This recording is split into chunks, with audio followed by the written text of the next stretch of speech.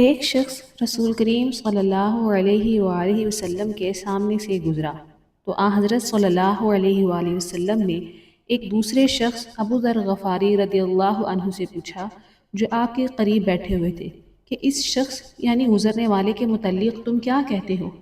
انہوں نے کہا یہ معزز لوگوں میں سے ہے اور اللہ کی قسم یہ اس قابل ہے کہ اگر یہ پیغام نکاح بھیجے تو اس سے نکاح کر دیا جائے، اگر یہ سفارش کرے تو ان کی سفارش قبول کر لی جائے۔ بیان کیا کہ حضرت صلی اللہ علیہ وآلہ وسلم یہ سن کر خاموش ہو گئے۔ اس کے بعد ایک دوسرے صاحب گزرے۔ حضرت صلی اللہ علیہ وآلہ وسلم نے ان سے ان کے متعلق بھی پوچھا کہ ان کے بارے میں تمہاری کیا رائے ہے؟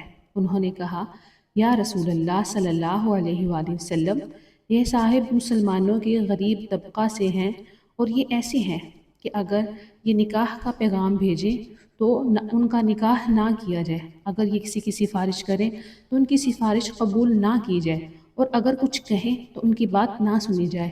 حضرت صلی اللہ علیہ وآلہ وسلم نے اس کے بعد فرمایا اللہ کے نزدیک یہ پچھلا محتاج شخص اگلے مالدار شخص سے گو ویسے آدمی زمین بھر کر ہوں بہتر ہے۔ صحیح بخاری حدیث نمبر 6447۔